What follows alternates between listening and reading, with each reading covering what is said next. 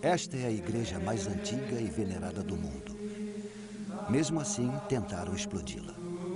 Estou na basílica que por séculos foi considerada a igreja mais importante de Roma, aliás, de toda a cristandade ocidental, São João de Latrão. Esta igreja foi fundada por Constantino o Grande no ano 314. Ela recebe fiéis há mais de 1.600 anos. Até que em 1993, na nossa década, uma bomba explodiu, danificando gravemente a antiga basílica, uma bomba plantada por terroristas. Eu sou Edmund Purdon. Na próxima hora, estaremos analisando a relação entre acontecimentos mundanos e os 7 sinais do retorno de Cristo, tais como se vê no Antigo e no Novo Testamento da Bíblia. Estamos nos aproximando da contagem regressiva para o ano 2000. Muitas pessoas vivendo sob o calendário gregoriano veem uma relação entre os terríveis acontecimentos dos anos 90 e o novo milênio, que agora já está batendo à nossa porta. Milhões de fiéis veem o terrorismo, a queda moral e as catástrofes naturais que tanto marcam esta década como indícios que apontam para a segunda vinda de Jesus Cristo. Eles se perguntam: não será exatamente a nossa geração de que falaram os profetas quando fizeram suas predições? Terá chegado o final dos tempos? Milhões acreditam que deverá acontecer uma série de eventos antes que Cristo retorne para este mundo. A Bíblia prevê 7 acontecimentos solenes que anunciarão a segunda vinda de Cristo. Eu não sou teólogo, é claro, mas reconheço que um desses eventos já é história contemporânea. E outro é história em andamento. O primeiro evento, ou sinal, é o maior retorno ao lar da história humana e o mais sangrento. O retorno à terra sagrada do povo judeu, uma promessa bíblica cumprida em nosso século. O segundo é a fusão da Europa Ocidental numa superpotência sem precedentes, uma união que está sendo feita nesse exato momento. O terceiro é a ascensão de um ditador cujas monstruosidades podem superar até mesmo as de Adolf Hitler. O quarto é o predomínio mundial de uma nova religião, cuja divindade será Satanás, o anticristo e o falso profeta, a profana trindade. O quinto é a construção de um terceiro templo de Jerusalém, num local onde hoje existe um dos santuários mais sagrados do Islã. Um local que os muçulmanos prometeram proteger com o próprio sangue. O sexto é a invasão de Israel por exércitos cruéis do norte, que não serão derrotados por forças militares, mas pelo catastrófico poder da natureza de uma magnitude jamais vista. E, finalmente, a batalha mais sangrenta, a mais destrutiva jamais travada por seres humanos, o Armagedon. Mensagens espirituais para o próximo milênio. Os 7 sinais do retorno de Cristo. Distribuição Mundial Filmes.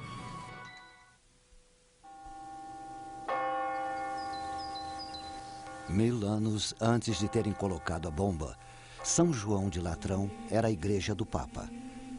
Na véspera do Ano Novo, do ano de 999, o Papa Silvestre II fez uma missa aqui para uma congregação profundamente contrita, marca do arrependimento pelos seus pecados. Muitos dos ricos da congregação tinham doado suas terras, outros libertaram seus escravos. Agora aguardavam temerosos que os sinos da igreja finalmente anunciassem um novo milênio e a segunda vinda de Jesus Cristo.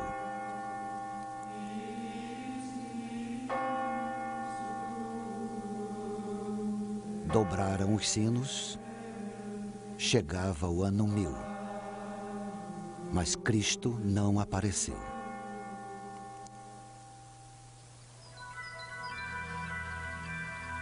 Sendo assim, O sol nasceu no primeiro dia do começo de um novo milênio.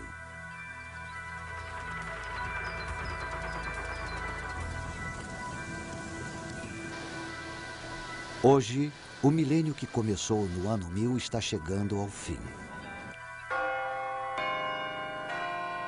Algumas pessoas não têm dúvida de que o sino que irá dobrar no ano 2000 anunciará o retorno de Jesus Cristo. As pessoas procuram sinais, explicações para o aumento de tragédias nos anos 90, terremotos repentinos, vulcões lançando nas alturas jatos de lava incandescente e vapor, escuridão de dia, furacões terríveis e frequentes, assassinatos, terrorismo que nem o governo mais poderoso do mundo parece capaz de evitar, a carnificina da guerra e a ameaça da AIDS. Estará nosso planeta como um peão parando de girar? As pessoas querem respostas e procuram no estudo das auras, na propriedade dos cristais, no tarô, em mapas e mais mapas astrológicos. Os cristãos afirmam que não é preciso olhar para as estrelas. Eles sustentam que estão vendo sinais claros da volta iminente de Cristo, apesar de admitirem que não sabem exatamente quando isso vai acontecer. Eles não afirmam que conseguem ler a mente divina. Este livro, que está em todas as gavetas da maioria dos hotéis, foi traduzido para praticamente todas as línguas do mundo. Cerca de 25% de tudo que está escrito na Bíblia são profecias. Existem dezenas de profecias falando da vinda de Cristo para o nosso mundo. Mas existem centenas de promessas falando da segunda vinda de Cristo. Algumas profecias descrevem os tempos em que nós vivemos. Nação se voltará contra nação e reino contra reino. Haverá grandes terremotos, fome e pestes, e acontecimentos terríveis e grandes sinais dos céus. Muitas das profecias da Bíblia se cumpriram séculos atrás. Algumas estão se cumprindo hoje, na nossa época. E existem outras, como a fúria de Deus descendo sobre a terra, que esperamos que só aconteçam no futuro distante. Com a chegada do novo milênio, muitos cristãos se perguntam: será que essas profecias vão todas acontecer nos nossos dias? Vamos nos aprofundar o máximo possível nessas profecias. Veremos que, como as 7 velas de um menorá, elas nos dão 7 sinais para o retorno de Jesus Cristo.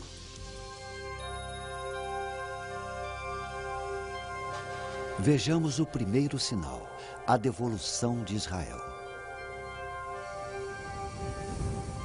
As profecias são muito claras. Cristo não voltará para esse mundo antes que o povo judeu tenha de volta sua nacionalidade. No dia de Ano Novo do ano 1000, os cristãos não tinham o que temer. Na época, o povo judeu estava espalhado por todo o mundo. Com a aproximação do ano 2000, os judeus podem comemorar seu retorno para a terra que Deus havia prometido para eles. E eles a transformaram numa terra e tanto. Os restos ressequidos do passado voltaram à vida. Milhares e milhares de árvores foram plantadas. O deserto foi transformado num pomar. Os israelenses modernos se mostraram dignos de uma promessa ancestral, mas não sem derramamento de sangue. O povo judeu, como nação, começou quando o patriarca Abraão obedeceu à vontade de Deus. Sai-te da tua terra, para a terra que eu te mostrarei. Esta é a terra que Deus prometeu a ele. Importante centro entre a Ásia e a Europa, no coração de onde nasceu a civilização. Uma terra de montes bucólicos e ricas praias salineiras.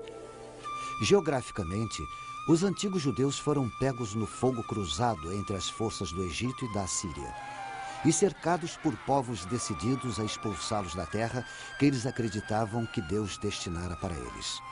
Dessa época até hoje, a Terra Prometida sofre com guerras constantes. Com o tempo, a Assíria conquistou o reino de Israel ao norte. Suas 10 tribos se perderam na história.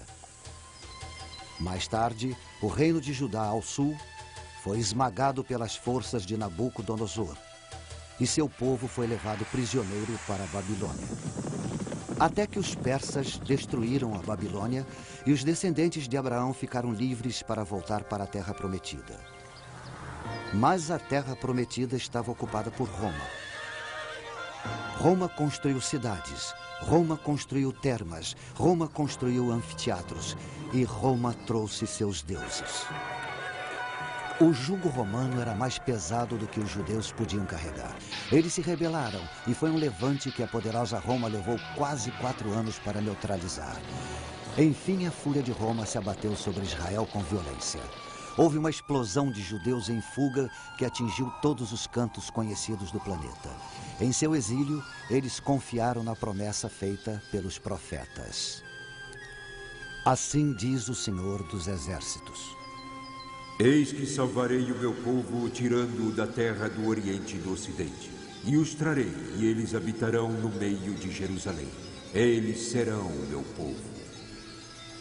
Mas Jerusalém caiu nas mãos de forças muçulmanas que trouxeram o Islã. Durante séculos, a terra chamada Palestina fez parte do Império Turco-Otomano, até que os turcos foram derrotados na Primeira Guerra Mundial. Isso permitiu o retorno de alguns judeus para sua terra original. Até que nos anos 30, da Alemanha nazista chegaram ondas de ódio aos judeus, que obscureceram as perseguições do passado. Os judeus foram marcados com estrelas amarelas. As lojas judias foram destruídas. Sinagogas foram incendiadas, algumas vezes com a congregação dentro. Aos milhões, os judeus foram levados para campos de concentração num programa que visava a extinção do povo judeu de uma vez por todas. Explode a Segunda Guerra Mundial. Depois da derrota da Alemanha, os judeus sobreviventes do Holocausto foram para as costas de sua antiga terra natal para serem rechaçados em seguida. Então, depois de 9 meses de discussão, as Nações Unidas votaram pela divisão da Palestina no Estado árabe e no outro judeu. Em 14 de maio de 1948, nasceu o novo Estado de Israel. E com ele, o primeiro sinal do retorno de Cristo. As pessoas dançaram nas ruas. Elas vieram cantando. Judeus tão diferentes entre si como Marrocos é diferente de Manhattan. Judeus dos casbás e dos bazares, dos bairros de alfaiates de Nova York, dos esconderijos em Amsterdã, da Inglaterra e da Suíça, do refúgio na Suécia, da Índia e Etiópia, do Iêmen e Detroit. Eles possuíam um laço de união bíblico com uma terra que a maioria nunca tinha visto. Também designarei lugar para Israel e o plantarei ali, para que habite no seu lugar e não mais seja perturbado. Estas palavras do profeta Amós foram ditas há cerca de 2.700 anos. A devolução de Israel para o mundo parecia um sonho impossível, mas uma por uma as barreiras que o impediam foram afastadas. Pelas mãos de Deus, muitos acreditam. Este sinal surgiu em nossa época. Quantos mais se seguirão?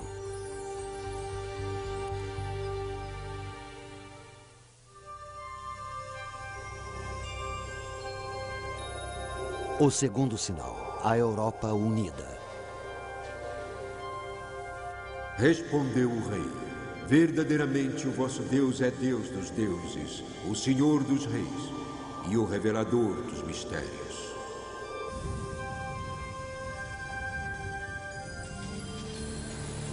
No passado, esta cidade Roma foi a maior capital do mundo antigo. Hoje, Roma ainda é capital. Uma capital de um dos muitos países do oeste europeu que formaram uma confederação denominada UE, ou mais popularmente, União Europeia.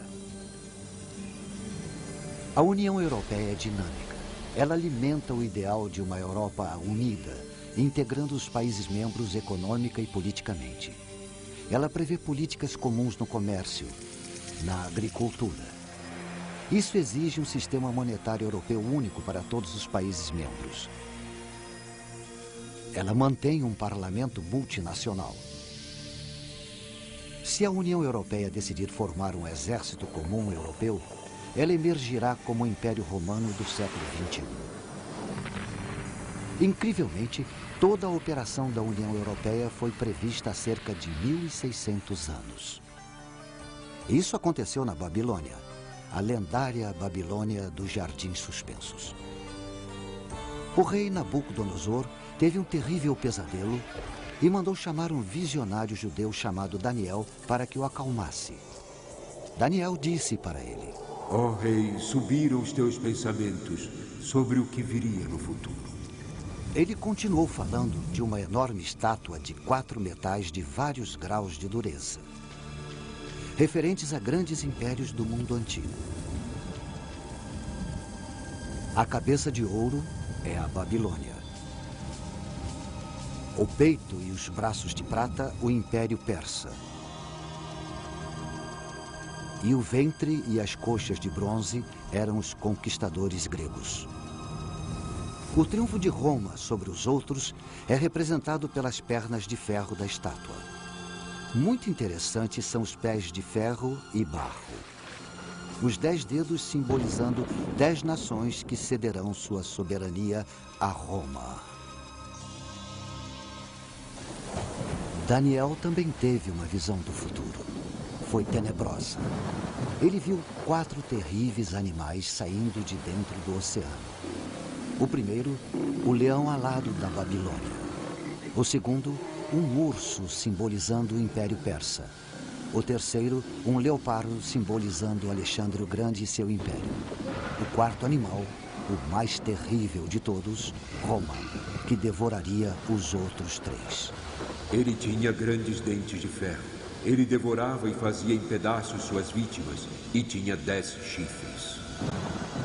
O profeta continua e diz que só depois que este superpoder de Roma for destruído, Cristo voltará para a Terra e estabelecerá um domínio eterno que não passará. Mas a ideia de uma Roma imperial nunca morreu. Os fantasmas dos Césares continuaram assombrando as lideranças europeias. No século VIII, Carlos Magno foi coroado Sacro Imperador Romano. O Sacro Império Romano atingiu seu ápice durante a Renascença, com Carlos V. Napoleão desejou tanto o poder do Império Romano que se autoproclamou imperador. Roma chegou viva ao século XX com Tsar Nicolau e o Kaiser Wilhelm. Os títulos Tsar e Kaiser vêm de César. Benito Mussolini considerou-se durante os 21 anos de ditadura na Itália um César. Com grande entusiasmo, as pessoas o saudavam como Il Duce, Duce, que significa nosso líder, nosso líder. Ele devolveu o antigo nome romano para o Mediterrâneo, Mare Nostrum, nosso mar. O símbolo de seu governo de ferro foram os fasces, um feixe de varas exibido na Roma antiga como símbolo da autoridade. Enquanto governou, ele foi uma prova solene de que, mesmo no século XX, o espectro da Roma imperial nunca chegou a morrer. Hoje, as bandeiras da União Europeia flamulam por cima de muitos dos antigos territórios imperiais. Os Estados Unidos da Europa. Este era o sonho pós-guerra de Winston Churchill e de Konrad Adenauer, o primeiro chanceler alemão depois da rendição nazista. Para esse fim, em 1958, os líderes europeus se reuniram no Monte Capitolino e fundaram o Mercado Comum Europeu, que se desenvolveu até tornar-se a União Europeia que conhecemos hoje. Se a União Europeia for de fato a coalizão de 10 países prevista pelo profeta Daniel, ela irá se tornar uma superpotência política. Industrialmente, ela será uma das potências mais produtivas da Terra. Ela vai sustentar um gigantesco exército multinacional com as armas mais avançadas. E diz o profeta, vai impor um único credo, um jugo religioso a todos dentro de sua esfera. Quem será o senhor dessa superpotência política, esse gigante econômico, esse colosso militar?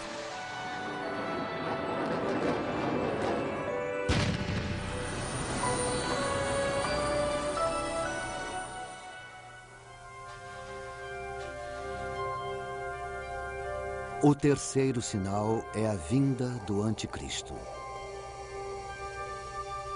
E eis que entre eles subiu outro chifre, pequeno, diante do qual 3 dos primeiros chifres foram arrancados. E eis que neste chifre havia olhos como os de um homem, e uma boca que falava grandes coisas.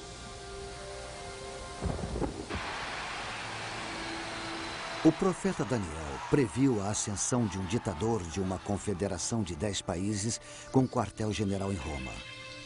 Ele vai se posicionar contra Cristo nos últimos dias antes da segunda vinda. Ele previu um homem que arranca todos que se opõem a ele em sua ascensão até o poder absoluto. Seus olhos, os olhos de um homem, demonstram aguda inteligência. E sua boca, que fala grandes coisas, prediz um orador de grande autoridade.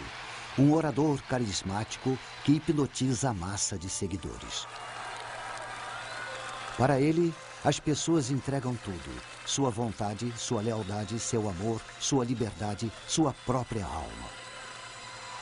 Estão convencidas de que ele é o Salvador. Num mundo de guerras sangrentas, ele acena com a paz. Num mundo tomado pelo terrorismo, ele estabelece a ordem. Ele estabiliza economias abaladas. Ele unifica seus seguidores numa nova ordem mundial. Nesse mundo de sofrimento, o nosso mundo, parecerá que é um enviado dos céus. Nada estaria mais distante da realidade.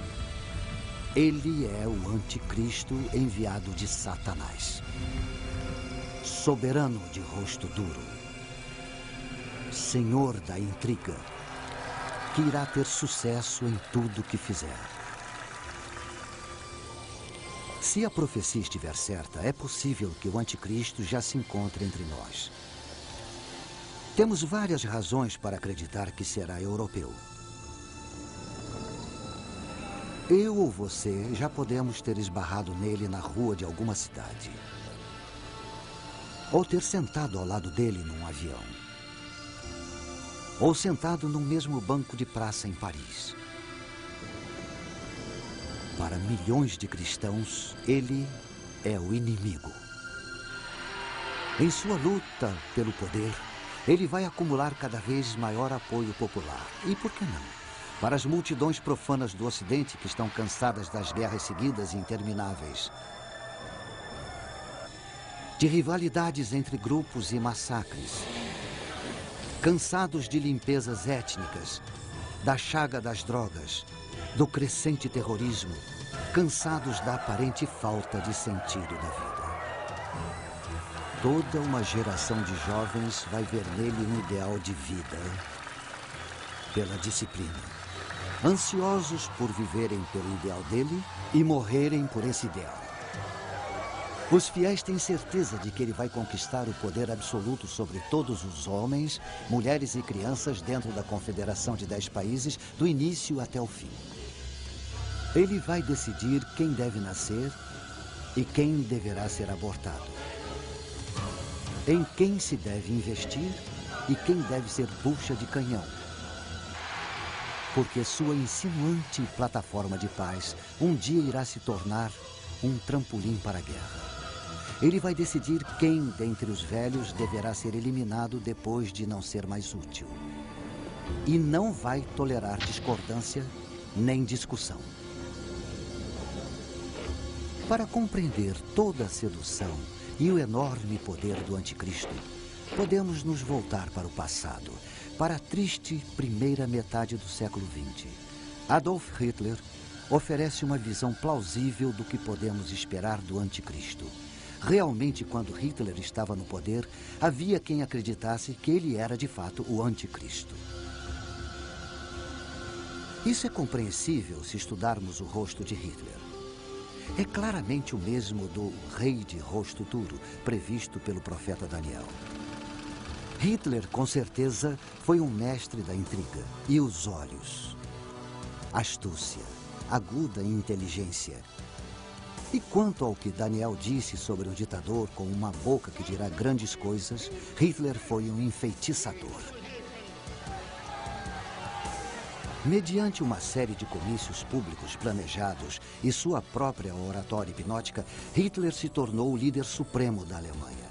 Ele dizia que só queria devolver à Alemanha seu lugar correto entre as nações do mundo pacificamente. Um arauto da paz. Os cristãos acreditam que é assim que o anticristo vai se apresentar em sua subida ao poder. Se anexasse a Europa a seu terceiro Reich, Hitler seria o senhor de praticamente todas as colônias europeias mais importantes do Império Romano. Era apenas uma questão de mudar sua capital de Berlim para a própria Roma. Mas Britânia, a Grã-Bretanha, recusou-se e o rechaçou. Quando a Segunda Guerra Mundial se voltou contra ele, pareceu menos provável que Hitler pudesse ser o anticristo da profecia. Mesmo assim, Adolf Hitler é o mais próximo que podemos pensar para entender a ideia cristã de um anticristo. Como Hitler, ele irá hipnotizar as massas para depois escravizá-las.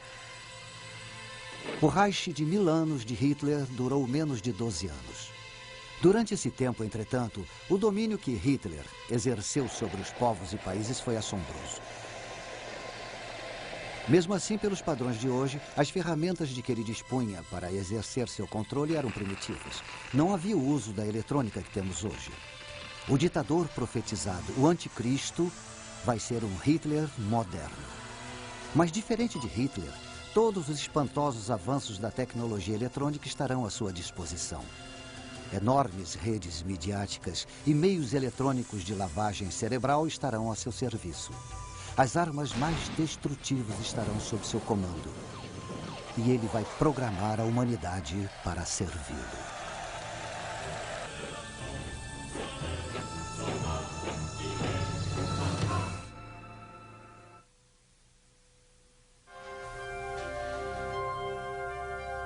O quarto sinal. Uma nova religião mundial. Também vi uma de suas cabeças como se fora ferida de morte, mas a sua ferida mortal foi curada.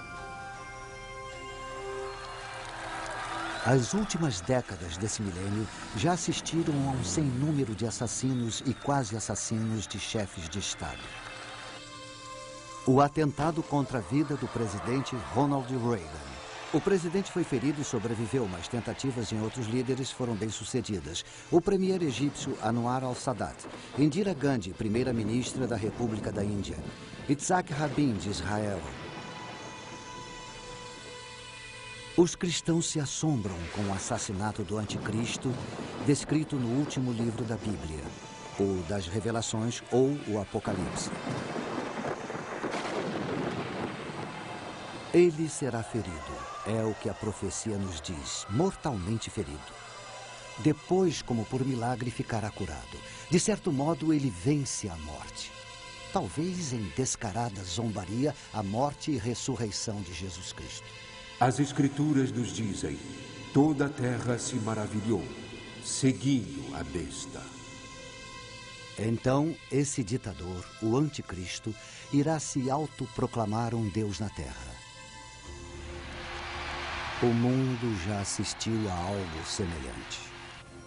Nós nos lembramos de julho de 1944. Vários oficiais de alta patente do exército alemão conspiraram para matar Hitler com uma bomba escondida, uma bomba potente. Milagrosamente, Hitler sofreu apenas ferimentos leves. Para seus fiéis seguidores, Hitler não tinha apenas frustrado a traição. Ele tinha desafiado sobrenaturalmente a morte.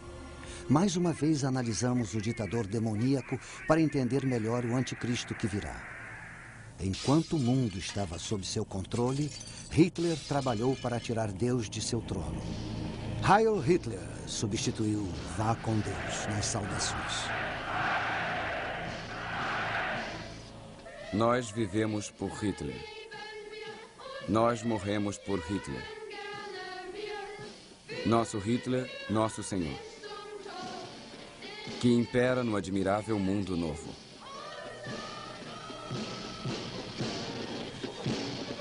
Os rituais cristãos foram aniquilados, quando não substituídos pela ostentação pagã. O lugar de honra das Sagradas Escrituras foi ocupado pela autobiografia de Hitler, Mein Kampf. O culto a Hitler alcançou seu ápice no fervor da SS, a elite militar do Führer. As unidades SS cumpriram suas ordens desumanas sob a efígie da Caveira da Morte. O filho pequeno de um membro da SS foi batizado numa cerimônia que abertamente zombava do ritual cristão do batismo. Embrulhada numa manta de suásticas, a criança foi batizada num altar que tinha o retrato de Hitler no lugar da cruz.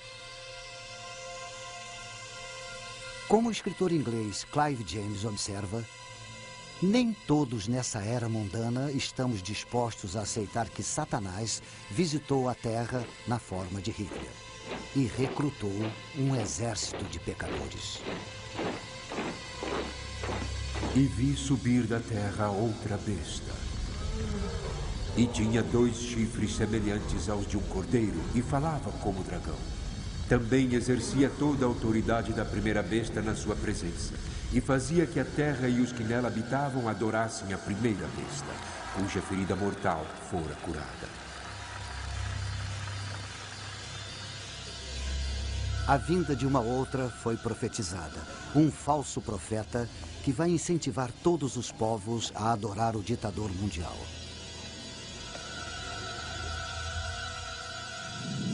A Bíblia nos diz que ele vai fazer o fogo descer do céu. Mesmo assim, ele não fará de si mesmo objeto de adoração.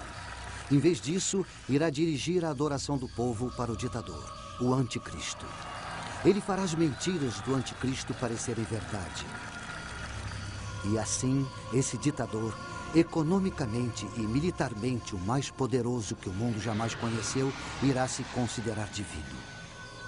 Ele vai tentar imitar os milagres terrenos do Cristo. Se Jesus devolveu a visão aos cegos, ele vai empregar talvez tratamentos médicos ainda desconhecidos para a cegueira. Se Jesus fez os coxos andarem, ele poderá recuperar nervos e músculos atrofiados eletrônica ou quimicamente. Se Jesus fez a filha de Jairo voltar da morte, ele poderá, como Frankenstein, usar espantosas novas tecnologias para tentar igualar o milagre. Ou com poderes satânicos, ele poderá genuinamente dominar o sobrenatural para operar seus milagres. Porque a Bíblia diz que é Satanás quem alimenta esta dupla de anticristo e falso profeta. Desde o princípio, Satanás, o inimigo, o enganador, está determinado a afastar a humanidade de Deus. O fim dos tempos assistirá à maior mentira de todas, Satanás como o Pai, o anticristo como o Filho e o falso profeta como o Espírito Santo. A adoração do homem pela profana Trindade. O mundo poderá festejar tal reviravolta. Nosso mundo ocidental está tomado pela desorientação espiritual. Pequenos profetas surgem em toda parte. Muitos buscadores da verdade são atraídos para as fileiras de cultos bizarros. Em Jonestown, na Guiana, um falso profeta orienta seus seguidores para cometerem suicídio em massa pela ingestão de uma mistura com cianeto. 800 homens, mulheres e crianças caminham para a própria morte. Em seguida, um falso messias provoca a morte de famílias inteiras no Texas. Na Suíça e no Canadá, mais de 50 membros da Ordem do Templo Solar, trajados em vestes cerimoniais, ou tiram suas próprias vidas ou são assassinados por seus companheiros de culto. Os seguidores de outro falso profeta, uma autoproclamada reencarnação de Cristo e Buda, soltam um gás letal no metrô de Tóquio na hora do rush. Milhares de trabalhadores são hospitalizados, alguns morrem. Violência oriunda do fervor religioso. De fato, a adoração da profana Trindade pode não estar longe.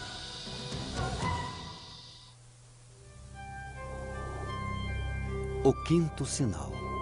a reconstrução do templo.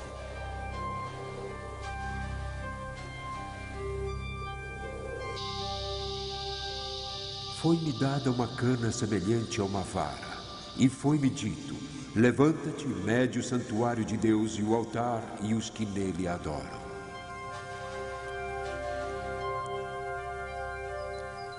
Jerusalém dourada, a cidade de Deus.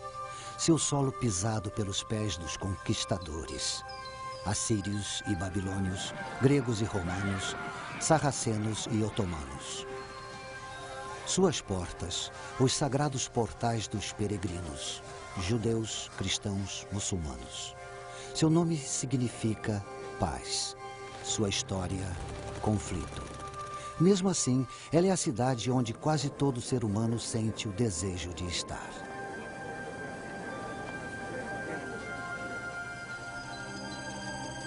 Este é o portão dourado de Jerusalém, silencioso perante a estrondosa profecia. Tanto judeus como cristãos tomam conta desse portão. Para os judeus, é o portão pelo qual o Messias vai entrar em Jerusalém e devolver a Israel sua glória do passado. Para os cristãos, é o portão pelo qual Jesus Cristo vai reentrar na sua cidade. Bem escolados nessas profecias, os otomanos muçulmanos lacraram o portão em 1530. E sabendo que o Messias, como um sumo sacerdote judeu, não pode atravessar um cemitério, construíram um bem grande na frente do portão. Esta é a coroa de Jerusalém, o Templo do Monte, o Monte Bíblico de Moriá e o centro da fé judaica. Apesar de ter apenas 35 acres, é o pedaço de terra mais disputado de todo o mundo. Foi aqui, como se vê nesse modelo, que o rei Salomão construiu o primeiro templo de Jerusalém, com os cedros do Líbano. Mas ele foi destruído em 586 a.C. por invasores babilônicos. Por volta de 26 a.C., o rei Herodes o Grande completou a construção do segundo templo. Foi seu maior feito. Para este templo, com ornamentos dourados brilhando em sua fachada de mármore branca, os judeus de todas as províncias do Império Romano faziam suas peregrinações de Páscoa. Foi aqui na corte dos gentios que Jesus, em sua fúria, expulsou do templo os mercadores e ambulantes. A tentativa do imperador Calígula de colocar sua efígie gravada no templo enfureceu de tal modo os judeus que eles se revoltaram contra Roma. No início, tiveram êxito. Mas em 70 d.C., as forças romanas dominaram a cidade, queimaram o templo e levaram seus objetos sagrados para Roma como espólio.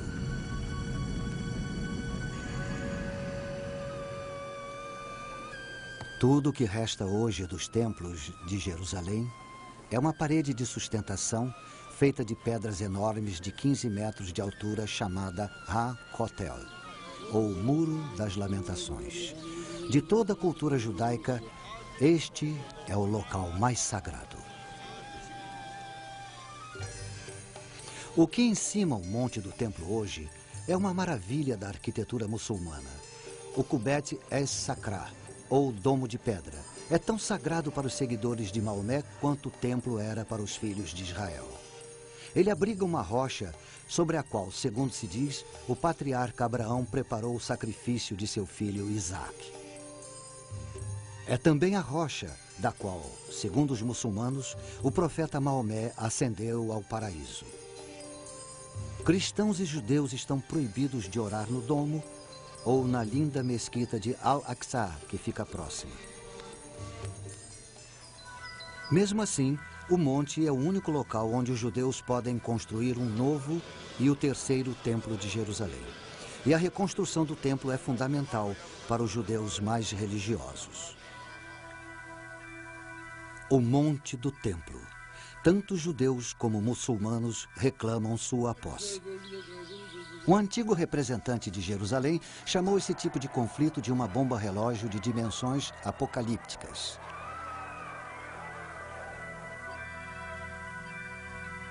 Por volta de 691 d.C., os muçulmanos terminaram de construir o Domo de Rocha. Ele está sobre o monte do templo há 1.300 anos. Não estão dispostos a tirá-lo para dar lugar a um terceiro e definitivo templo judeu. Muitos judeus rezam por um milagre. O templo virá do alto, eles dizem. Mas existem fanáticos tramando tomar o templo à força. Um militante do templo, ex-soldado do exército israelense, atraiu milhares de seguidores. Nossa ideia, ele explica, é mudar a mesquita, mudar o domo de rocha para ser reconstruído em Meca. Um grupo conhecido como Instituto do Templo já está se preparando para um novo sacerdócio judeu. Objetos rituais para sacrifício estão sendo feitos. Vestes rituais sendo confeccionadas.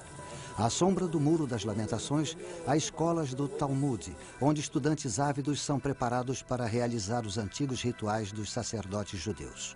Um modelo em escala do terceiro templo já foi até construído. Mas os muçulmanos não abrem mão do monte do templo. Em 1990, irrompeu um tumulto quando um grupo de judeus tentou fincar a pedra angular do novo templo. Cristãos acreditam que Jesus Cristo não vai voltar para esse mundo até que o terceiro templo de Jerusalém esteja pronto. Como isso é possível com esta situação explosiva entre muçulmanos e judeus? E deu-se-lhe autoridade sobre toda a tribo, povo, língua e nação. O ditador dos 10 países irá intervir. Chegando como pacificador, ele irá enganar até o eleito. De uma vez por todas, ele irá apaziguar o conflito sobre o monte do templo. Não haverá mais discussão. O templo será reconstruído. E os filhos de Israel irão regozijar-se. Ele fez mais que resolver um conflito, eles dirão. Ele cumpriu o pacto que o Senhor Deus fez com Abraão. Mas o festejado ditador tem outros pactos a cumprir. Ele fará um acordo pelo qual irá devolver a Palestina para os israelitas. Este pacto marca o início de um período de 7 anos de tribulação, que só vai terminar com a segunda vinda do Cristo.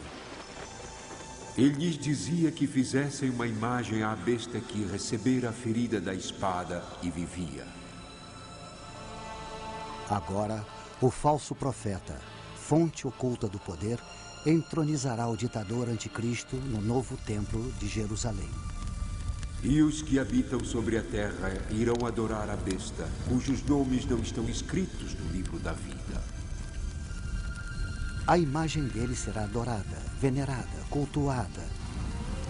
Todos que se recusarem serão mortos. Os israelitas traídos reagirão como seus ancestrais fizeram quando o imperador Calígula tentou pôr sua imagem no templo deles. Vão se revoltar e lutar. E o ditador os fustiga com tal massacre que irá ofuscar o holocausto de Hitler.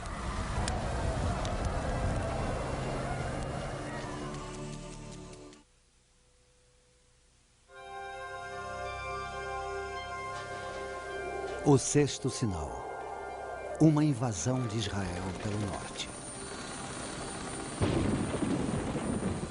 Virás do teu lugar no extremo norte, tu e muitos povos contigo, e subirás contra o meu povo Israel como uma nuvem para cobrir a terra.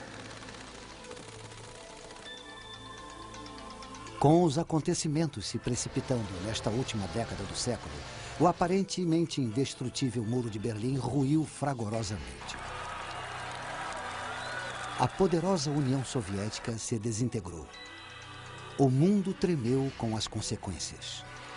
A profecia bíblica lança alguma luz sobre o que isso pode significar no novo milênio. Apesar da falsa bondade do ditador, a nação de Israel continua próspera e segura em seu pacto com os Estados Federativos da Europa.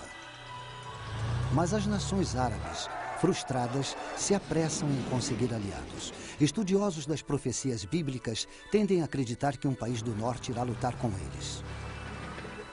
Veio a minha palavra do Senhor dizendo: Filho do homem, dirige o teu rosto para Gog, terra de Magog, príncipe e chefe de Meseque e Tubal. Pérsia, Cuxi e os de Put com eles, e Gomer e todas as suas tropas. O profeta Ezequiel prevê uma nova coalizão. As nações da Pérsia e Etiópia, Put e Gomer, sob a liderança de Gog de Magog, para combater os estados federativos da Europa. Exegetas bíblicos discutem muito os nomes nessa profecia. Existe unanimidade sobre alguns e discordância em outros. Gog significa governante do fim dos tempos. E Magog, país que é tanto poderoso quanto aterrorizante. Alguns veem Moscou na palavra Mesek, outros discordam. Antes dos acontecimentos de 1989, era fácil pensar que a União Soviética de ateus seria o Gog de Magog das Escrituras. Com o fim da União Soviética, as opiniões foram repensadas e as antigas forças se agitam. A reunião é possível. Estudiosos têm certeza que a invasão virá do norte. Há milhares de anos, a terra de Israel sempre foi invadida pelo norte. Apesar de norte não ser necessariamente onde fica o país de cada exército invasor. A identidade dos estados membros dessa coalizão é muito clara. Pérsia, o atual Irã, é um deles. A Etiópia, que já foi aliada da antiga União Soviética, é outro. Put é o nome bíblico para o que hoje se chama Líbia. Somente o país chamado Gomer é controverso. Durante décadas, acreditou-se que Gomer era a Alemanha Oriental comunista. Agora que a Alemanha Oriental e Ocidental se uniram, há dúvidas. Significativamente, os nomes dos estados recuam até o primeiro livro da Bíblia, até Jafé, o filho de Noé. Depois do grande dilúvio, os filhos de Jafé foram para o norte, para a terra de Rosh. Rosh se parece com Rússia. Mas como alguns sábios prudentemente nos lembram, o nome Rússia, derivado do varego Rush, que fundaram o reino de Kiev, não existia até o advento do século IX depois de Cristo. Não está claro por que os estados federativos da Europa não repelem o Gog de Magog e sua coalizão. O que está claro é que, enquanto Israel dorme na segurança de seu novo pacto, Gog e seus aliados atacam como uma nuvem para cobrir a terra.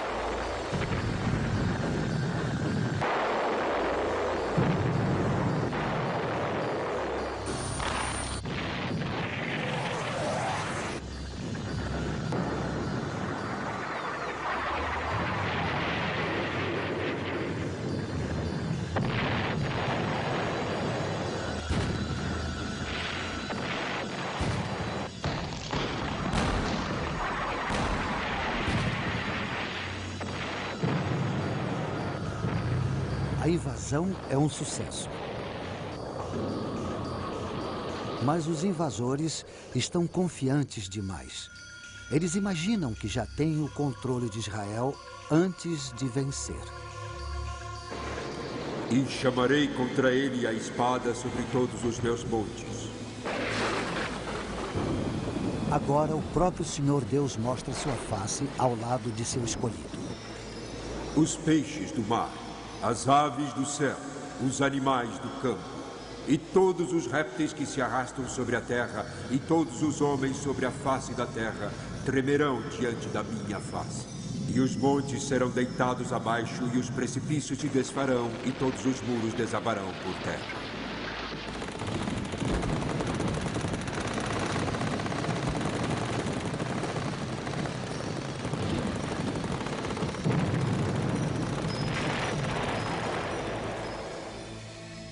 Gog e sua coalizão são destruídos. Tão grande é a devastação que leva 7 meses para enterrar todos os mortos e 7 anos para enterrar todos os terríveis destroços. Mas esta guerra é um mero prelúdio do que está por vir.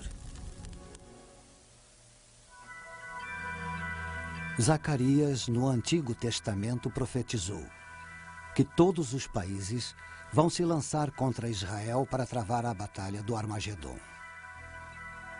Em 2 de dezembro de 1942, neste local, na Universidade de Chicago, foi feita a primeira fissão nuclear.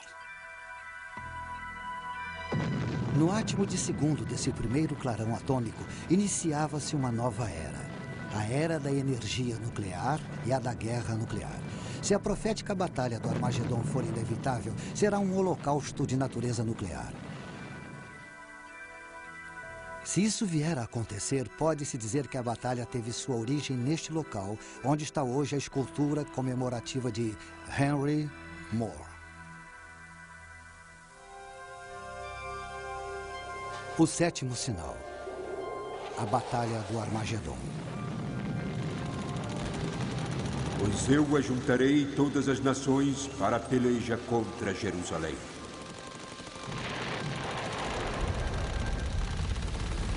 Zacarias, do Antigo Testamento, profetizou que todos os países vão lutar contra a terra de Israel para realizar a batalha. Ele previu uma batalha em que uma boa parte da raça humana irá morrer. O nome do lugar onde essa batalha será travada provoca arrepios só de ouvir. Armagedon. Os cristãos acreditam que toda a epopeia dos judeus é uma crônica dos esforços de Satanás para destruir o povo escolhido de Deus e para malograr o plano de Deus para a redenção da humanidade. O tempo é chegado em que esse adversário de Deus fará um grande último esforço para atingir seus objetivos.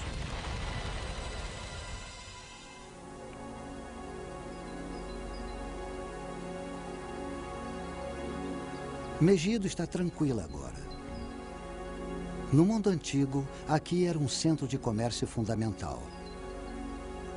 Debaixo das ruínas da cidade que estão vendo, estão enterradas 20 outras Megidos, uma em cima da outra. A cidade foi reconstruída 20 vezes. O Vale de Megido se estende do Mediterrâneo até o norte de Israel. Quando Napoleão veio aqui, sua análise militar foi que, na planície de Megido, a natureza tinha criado seu maior campo de batalha. Nós conhecemos Megido melhor por seu outro nome, Armagedon. No interior dos gabinetes do ditador dos Estados Federativos da Europa e de seu falso profeta, o adversário de Deus alicia os inimigos do mundo para lutarem nesse amplo vale. Será a última batalha que o ser humano jamais irá travar. Eles virão de todos os cantos do mundo. Mais exércitos virão descendo do norte. Outros exércitos invadirão pelo sul. Chefiados pelo Deus da guerra, o único Deus que o anticristo irá reconhecer além de si mesmo, os Estados Federativos da Europa despacharão suas tropas de elite pelo ocidente, tropas com armas superiores. Mas um exército em número incrivelmente superior vem vindo do oriente, a leste do Eufrates. Como a profecia diz que o exército terá 200 milhões de homens, é de se suspeitar de uma coalizão das nações asiáticas encabeçada pela China. Do norte, sul, leste e oeste eles vêm, e o confronto é aqui.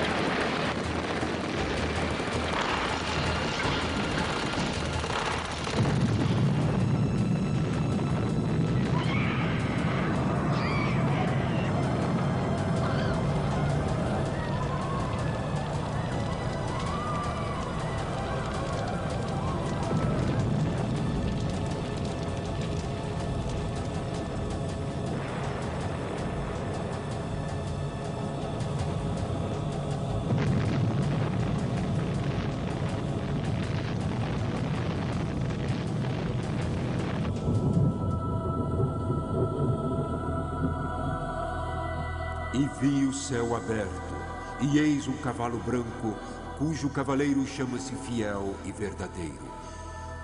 No manto sobre a sua coxa tem escrito o nome: Rei dos Reis e Senhor dos Senhores. Cristo, que retornou em sua glória, julga as nações ímpias. De sua cidade sagrada, Jerusalém, ele irá reinar triunfante e seu reino será eterno. A profana trindade está esmagada. Satanás foi banido para sempre. Os redimidos da humanidade vivem no êxtase do reino soberano de Deus sobre o universo.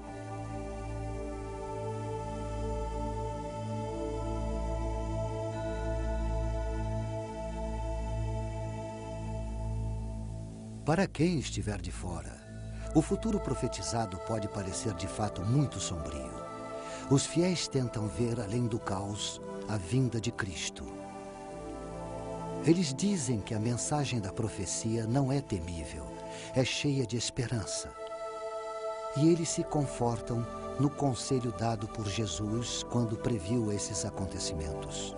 Quando estas coisas acontecerem, exultai e levantai vossas cabeças. Eis que cedo venho e está comigo a minha recompensa, para retribuir a cada um segundo a sua obra. Eu sou o Alfa e o Ômega, o primeiro e o derradeiro, o princípio e o fim. Sim, eu venho logo.